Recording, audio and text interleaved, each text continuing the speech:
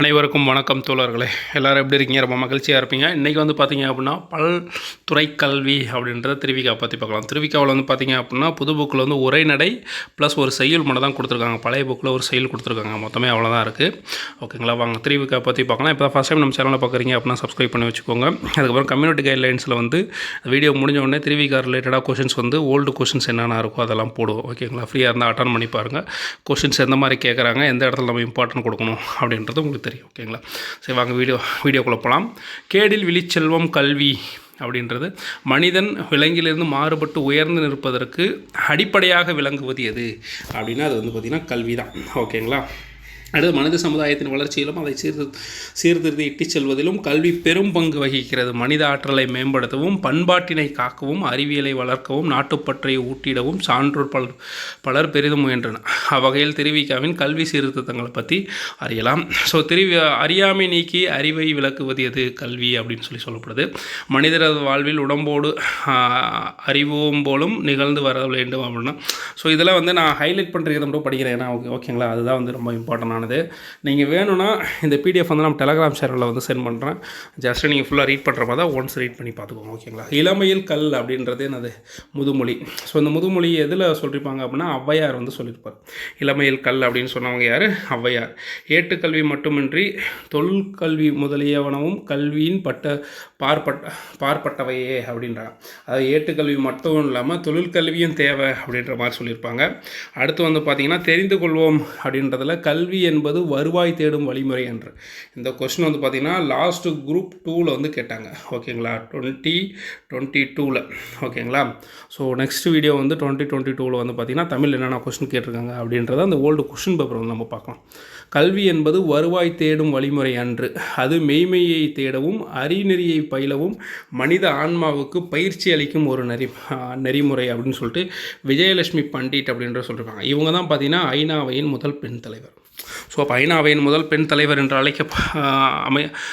பெண் தலைவராக இருந்தவர் யார் அப்படின்னா விஜயலட்சுமி பண்டிட் அப்படின்றது உங்களுக்கு ஞாபகம் வரணும். இந்த வாசகத்தை கொடுத்து யார் எழுதுனது அப்படின்னு கேட்டால் விஜயலட்சுமி பண்டிட் அப்படின்றது ஞாபகம் வரணும். அடுத்து தாய்மொழி கல்வி. நாம் நமது தாய்மொழி வாயிலாக கல்வி பெறலே சிறப்பு, அதுவே இயற்கை முறை. போதிய ஓய்வு நேரமும் வாய்ப்பும் இருப்பின் வேறு பல மொழிகளை பயிலலாம். அதனால் முதல் தாய்மொழி வாயிலாகவே கல்வி பயிலுதல் வேண்டும். தாய்நாடு என்னும் பெயர் தாய்மொழியை கொண்டே பிறந்தது. அப்போ தாய்நாடு என்னும் பெயர் எதை கொண்டு பிறந்தது? தாய்மொழியை கொண்டே பிறந்தது அப்படின்னு சொல்லிட்டு சொல்கிறாங்க.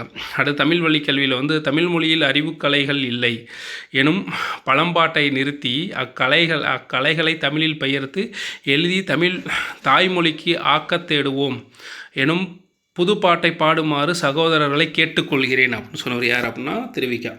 அதாவது என்ன சொல்லுவாங்கன்னா தமிழ் மொழியில் வந்து பார்த்திங்கன்னா நிறையா வந்து அறிவு கலைகள் இல்லை அப்படின்னு சொல்லுவாங்க. ஸோ இந்த பழம்பாட்டை நிறுத்திட்டு வேறு மொழியில் இருக்கிறத தமிழ் மொழியில் டிரான்ஸ்லேட் பண்ணி, அதாவது தாய்மொழியில் மொழி மாற்றம் செய்து அதன் மூலமாக தமிழை கற்கலாம் அப்படின்னு சொல்லிட்டு திருவிக்கா சொல்லியிருப்பார். ஓகேங்களா, அடுத்து வாழ்விற்குரிய இன்பத்துறைகளில் காவிய இன்பமும் ஒன்று. வாழ்விற்குரிய இன்பத்துறைகளில் ஒன்று காவிய இன்பம்.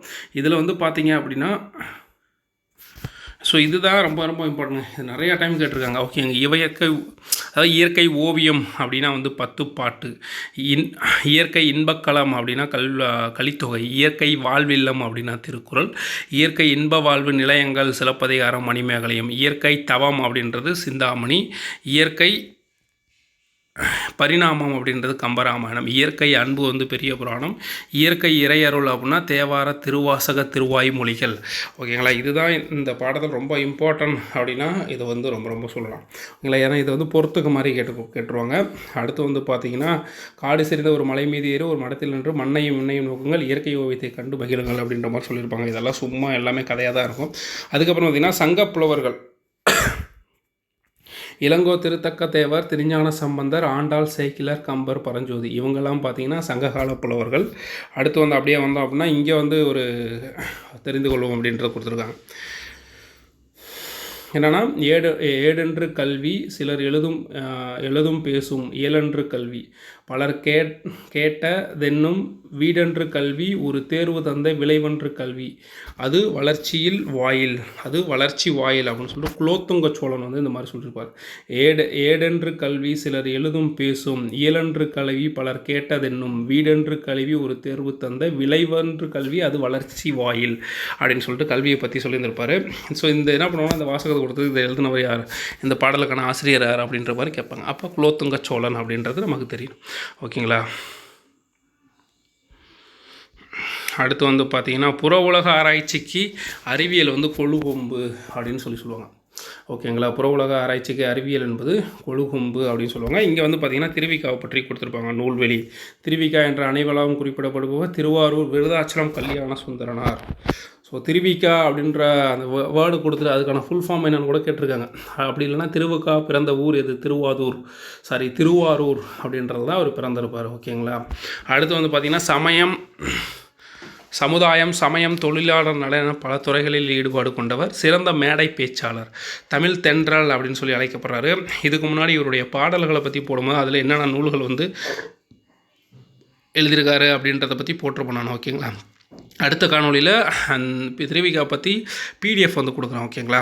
மனித வாழ்க்கையும் காந்தியடிகளும், பெண்ணின் பெருமை, தமிழ் சோலை, பொதுமை வேட்டல், முருகன் அல்லது அழகு உள்ளிட்ட நூல்களை வந்து எழுதியிருக்காரு. ஸோ இவரது இளமை விருந்து எனும் நூலிலிருந்து சில பகுதிகள் தொகுத்து தரப்பட்டுள்ளன. அப்போ இளமை விருந்து எனும் நூலை எழுதியவர் யார் அப்படின்னா திருவிக்கா தான். ஓகேங்களா. அதாவது மனித வாழ்க்கையும் காந்தியடிகளும், பெண்ணின் பெருமை, தமிழ் தென்றல் அப்படின்றதே ஒரு நூல் தான். ஓகேங்களா. சிறந்த மேலை பேச்சாளர், தனித்தமிழுக்கு இலக்கணம் வகுத்தவர் அப்படின்றதெல்லாம் பழைய புக்கில் இருக்கும். ஓகேங்களா. அடுத்து வந்து பார்த்திங்கன்னா தமிழ் சோலை, பொதுமை வேட்டல், முருகன் அல்லது அழகு, இளமை விருந்து அப்படின்றதெல்லாம் வந்து திருவிக்காவுடைய நூல்கள். அடுத்து அறியாமை நீக்கி அறிவை விளங்குவது கல்வி பயிற்சிக்குரிய பருவம் எது அப்படின்னா இளமை. ஸோ முன்னாடி இளமையாக இருந்துச்சு, இப்போ அப்படிலாம் கிடையாது. டிஎன்பிசி படிக்கிற 45 வயசில் கூட வந்து பார்த்திங்க அப்படின்னா டிஎன்பிசிலாம் படிக்கிறாங்க இல்லைங்களா. ஸோ அப்போ வந்து படிப்புக்கு வந்து தற்போது வயது கிடையாது. இன்றைய கல்வி நுழைவதற்கு கருவியாக கொள்ளப்பட்டு வருகிறது. ஸோ தொழிலில் நுழைவதற்கு தான் இன்றைய கல்வி வந்து தேவைப்பட்டு வருது. அடுத்து வந்து பார்த்திங்கன்னா புற உலக ஆராய்ச்சிக்கு அறிவியல் கொழுகொம்பு, வாழ்வியலுக்குரிய இன்பத்துறைகளில் தலையாயது கல்வி பெறும் இன்பம். ஓகேங்களா. வாழ்வியல் இன்பத்துறையால் தலையாயது இது கல்வி பெறும் இன்பம் தான். அடுத்து வந்து பார்த்திங்கன்னா அந்த பொறுத்துக்க சொல்கிறேன் பார்த்தீங்களா. ஸோ இயற்கை ஓவியம் அப்படின்னா 10 பாட்டு, இயற்கை தவம் அப்படின்னா சிந்தாமணி, இயற்கை பரிணாமம் அப்படின்னா கம்பராமாயணம், இயற்கை அன்பு அப்படின்றது இருக்குது பெரிய புராணம். ஓகேங்களா. ஸோ திருவிக்காவை பற்றி இதை தான் முடிஞ்சு. அடுத்து வந்து பார்த்திங்க அப்படின்னா திருவிக்காவை பற்றி ஒரு சில பாடல்கள் வந்து ஸ்கூல் புக் அங்கங்கே சின்னதாக கொடுத்துருப்பாங்க. நான் அது எல்லாமே ஒரே பிடிஎஃபாக போகிறது ட்ரை பண்ணுறேன். ஓகேங்களா. அதுக்கப்புறம் வந்து பார்த்திங்க அப்படின்னா இது ரிலேட்டடாக ஓல்டு கொஷின்ஸு அட்லீஸ்ட் ஒரு 2015 2022 வரைக்கும், ஓகேங்களா, குரூப் 4 வரைக்கும் என்னென்ன கொஷின்ஸ் திருவிக்கா ரிலேட்டடாக கேட்டிருக்காங்களோ அது எல்லா கொஷின்ஸும் கலெக்ட் பண்ணி போடுறது ட்ரை பண்ணுறேன். அந்த கொஷின்ஸ் எடுக்கிறது ரொம்ப கஷ்டமாக இருக்குது. ஏன்னா எல்லா கொஷினையும் அனலைஸ் பண்ணி அந்த கொஷின்லேருந்து பார்த்திங்க அப்படின்னா ஒவ்வொரு கொஷினாக எந்தெந்த இது திருவிக்கா பற்றி கேட்டிருக்காங்க அதை கட் பண்ணி அதுக்கப்புறம் அதை ஒரு பிடிஎஃபாக மேக் பண்ணி போடுறதாண்டியும் போதும் ஆயிடுது.